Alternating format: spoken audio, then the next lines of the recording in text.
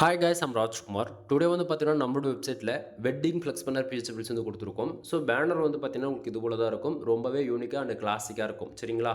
உங்களுக்கு யாருக்காச்சும் இந்த பிஹெச்பிஎல்ஸ் வேணும் அப்படின்னா, கீழே டிஸ்கிரிப்ஷனில் டேரக்ட் லிங்க் வந்து கொடுத்துருக்கேன்.